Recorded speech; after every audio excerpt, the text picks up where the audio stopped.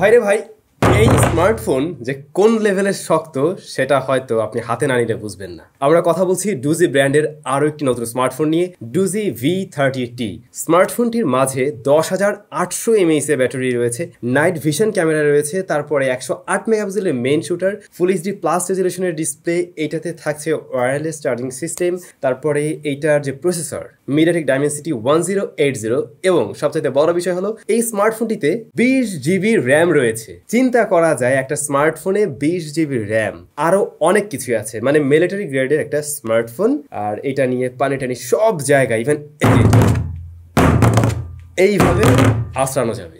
So বুঝতেই পারছেন এটা কোন লেভেলের শক্ত জিনিস। এই যে ব্র্যান্ডটা ডুজি, এরা সাধারণত আসলে এই ধরনের রাগেড স্মার্টফোন নিয়ে বেশি কাজ করে থাকে, যদিও তাদের অন্যান্য নর্মাল স্মার্টফোনও আছে, বাট তাদের থেকে আমরা এই ধরনের স্পেশাল ডিভাইসগুলোই বেশি দেখে আসছি এখন পর্যন্ত। তো এইটার বক্স কন্টেন্ট হিসেবে আমরা স্মার্টফোনটি পেয়ে যাবো, চার্জার রয়েছে, আর হচ্ছে ইউজার ম্যানুয়ালটারও যা থাকে এই সমস্ত বিষয়।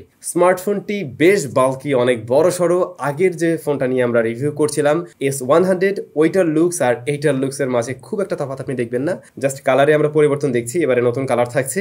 এর বাইরে বাকি সমস্ত ডিজাইন একই রকম বলা যায়, যেমন এটার বডির দুই পাশে দুইটা মেটাল শিট রয়েছে, এটা হেভি শক্ত টাইপের, একদম দেখা যায় স্ক্রু। তারপরে কর্নার এরিয়াগুলো টায়ার টাইপের এক ধরনের প্লাস্টিক বা রাবার দিয়ে তৈরি, এর ফলে মূলত এটা পড়লেও কোনো ধরনের সমস্যা হবে না বা কোনো ধরনের স্ক্র্যাচও পড়বে না, এবং খুবই ডিউরেবল বলতে পারেন। রিয়ার প্যানেলটাতে গ্লাস আছে, তবে এটার মনে হয় অন্য আর একটা ভ্যারিয়েন্ট হয়ে থাকে, অন্য কালার ভ্যারিয়েন্ট আর কি, যেটাতে আবার লেদার রয়েছে। রিয়ারে আমরা তিনটি ক্যামেরা দেখবো, এবং এর যত পোর্টস রয়েছে প্রতিটা জায়গায় রাবার গ্যাসকেট দিয়ে আটকানো, যার ফলে পানি ঢোকার কোনো পসিবিলিটি নেই। আমি শুরুতেই বলছিলাম মিলিটারি স্ট্যান্ডার্ড, মূলত এখানে মিলিটারি স্ট্যান্ডার্ড 810H এর রেটিং থাকছে, এবং অবশ্যই IP68 এবং IP69 কে রেটিং থাকছে। তার মানে এইটা নিয়ে পানির মধ্যে নেমে উড়া ধুরা ভিডিও শুট করা যাবে, মানে অনেকে আছে না আন্ডার ওয়াটার ভিডিও শুট করেন, আন্ডার ওয়াটার ছবি তোলেন, তাদের কাজে লেগে যাবে। এছাড়া যদি কোনো কারণে কাদায় পড়ে, পানিতে পড়ে, কোনো সমস্যা নেই। তো ভাই এই ফোনের থিকনেস কিন্তু মারাত্মক, 17.80 মিলিমিটার, মানে বেশ মোটাসোটা। আর ওজন 386 গ্রাম মাত্র,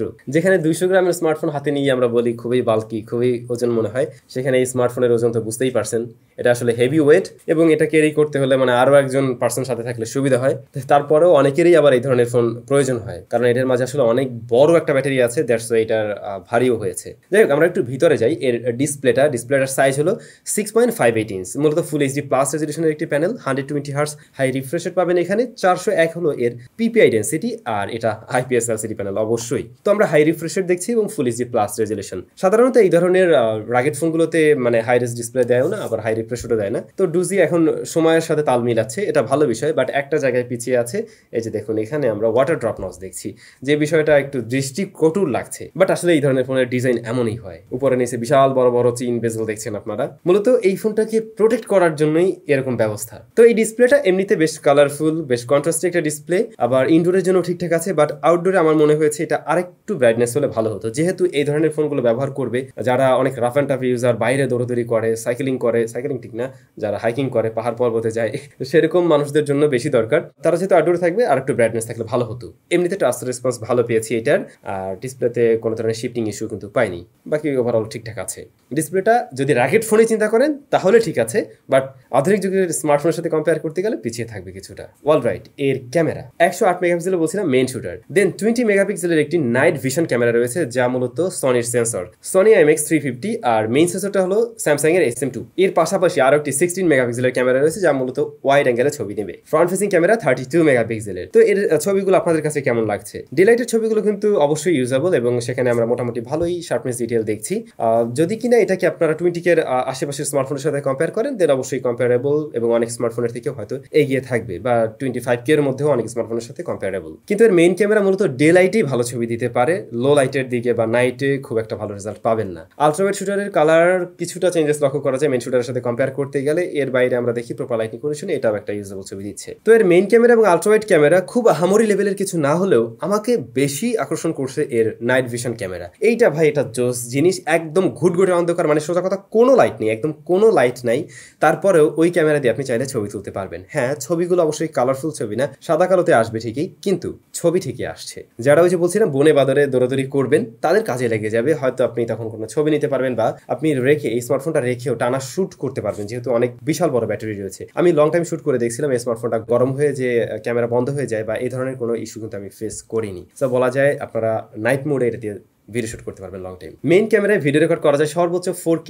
30 FPS 1080p 30 FPS রেকর্ড করা যায়। তো 4K তে বেশ ভালো রকমের আমরা ডিটেল পেয়েছি। ডিলেটেড ভিডিওগুলো কিন্তু কাজে লাগানোর মতো, বাট স্ট্যাবিলিটি আপনি কিছুটা কম পাবেন। স্টেডি করে শুট নিলে কাজে লাগানো যাবে। Alright, performance section. স্মার্টফোনতে আমি বলছিলাম 20GB র্যাম রয়েছে। হ্যাঁ, 20GB র্যাম আছে, এর মধ্যে 12GB হলো অ্যাকচুয়াল র্যাম আর 8GB হলো ভার্চুয়াল র্যাম। বাট আমার মনে হয় এই যে 12GB র্যাম এটা মোর দেন এনাফ, এর বেশি প্রয়োজন হয় না আসলে। আবার এর স্টোরেজ হলো 256, এর বাইরে মেমোরি কার্ড ব্যবহার করা যাবে 2 টেরাবাইট পর্যন্ত। তো পারফরমেন্স সেকশন খারাপ বলা যাবে না। আমরা এই মুহূর্তে দাঁড়িয়ে 30,000 টাকার স্মার্টফোনে কিন্তু এই প্রসেসরটা দেখি, যেটা দিয়ে ডে টু ডে কাজগুলো কিন্তু খুব সহজেই হ্যান্ডেল করা সম্ভব, এবং একটু হেভি কাজবাজ করতে চাইলেও সেটাও সম্ভব। পাশাপাশি আপনি টুকটাক গেমিংও করতে পারবেন। পাবজি, COD বা ফ্রি ফায়ার এই ধরনের গেমগুলো খুব সহজে এটা রান করতে পারবে। কিন্তু ভাই সমস্যা হলো এরকম একটা বাটখারা হাতে নিয়ে আপনি কতক্ষণই বা গেম খেলবেন? আপনি হয়তো একটা ম্যাচ শেষ করবেন, তারপরে হাত কতক্ষণ আবার এরকম ঝাড়া লাগবে, মানে হাতের আবার কেয়ার নেওয়া লাগবে, এরকম একটা অবস্থা। সো গেমিং করা যাবে, বাট লং টাইম আমার মনে হয় না এই ফোন দিয়ে আসলে গেমিং করে কেউ স্বাচ্ছন্দ্য বোধ করবেন। খুবই ভারী স্মার্টফোন। আমার মনে হয় এগুলো কিছু স্পেসিফিক পার্সনদের জন্য দরকার, যেমন ওই যে বারবারই তো বললাম মিলিটারি স্ট্যান্ডার্ড, তো ওই ধরনের কাজবাজের জন্য ঠিকঠাক আছে। আপনি বাইরে খুব দৌড়াদৌড়ি করবেন, আপনার ছোটাছুটি করতে হচ্ছে, বেশি ব্যাটারি ব্যাকআপ দরকার, নাইট ভিশন ক্যামেরা দরকার, তাদেরকে টার্গেট করেই মূলত এই ধরনের স্মার্টফোনগুলো তৈরি করা হয় রাফ অ্যান্ড টাফ ইউজারদের জন্য। তো পারফরমেন্স সেকশনটা আমি মনে করি একদমই ঠিক আছে। অ্যাজ এ রাগেড ফোন এটা খুব ভালো পারফর্ম করছে। ও হ্যাঁ, এটার অপারেটিং সিস্টেমে কিন্তু অ্যান্ড্রয়েড 12 রয়েছে। অ্যান্ড্রয়েড 13 দিয়ে আসলে আমি আরেকটু খুশি হইতাম, লেটেস্ট কিছু থাকতো এখানে আর কি। রয়েছে ডুয়াল স্পিকার, এই যে উপরে আর নিচে দেখলে মনে হবে 4টা স্পিকার, বাট এখানে থাকছে 2টি স্পিকার, যা যথেষ্ট লাউড অ্যান্ড ক্লিয়ার। বাট এটা দেখলে মনে হবে একদম বিশাল বড় লাউডনেস দিবে। হ্যাঁ, ততটা লাউডনেস না, বাট এটা ঠিক আছে, ফোন হিসেবে মেনে নেওয়ার মতো লাউডনেস দিচ্ছে। কিন্তু সাউন্ড ফুল ভলিউমে গেলে ডিস্টরশন দেয় কিছুটা। সাউন্ডটা আরেকটু বেটার হতে পারতো এই স্মার্টফোনের। ব্যাটারি রয়েছে 10,800 mAh এর, এবং বক্স আপনি পেয়ে যাবেন 66 ওয়াটের চার্জার।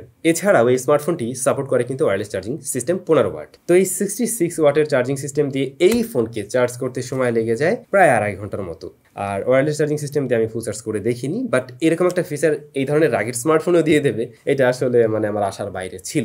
ব্যাটারি ব্যাকআপ ভাই একেবারে সেই লেভেলের। আপনি যদি একদমই হেভি ইউজার হয়ে থাকেন, প্রচুর গেমিং টেমিংও করেন, যাই করেন না কেন ফুল ব্রাইটনেসে, তাও এই স্মার্টফোন আপনাকে 3 থেকে 3.5 বা 4 দিন ইজিলি ব্যাকআপ দিতে পারবে। যদি কিনা অ্যাজ এ রেগুলার স্মার্টফোন হিসেবেই ব্যবহার করেন, আমার মনে হয় এই ফোন আরও বেটার ব্যাটারি ব্যাকআপ দিবে। তো এই অদ্ভুত স্মার্টফোন আমি জানি অনেকেরই প্রয়োজন হতে পারে, আবার অনেকেরই ভালো লাগবে না হয়তো।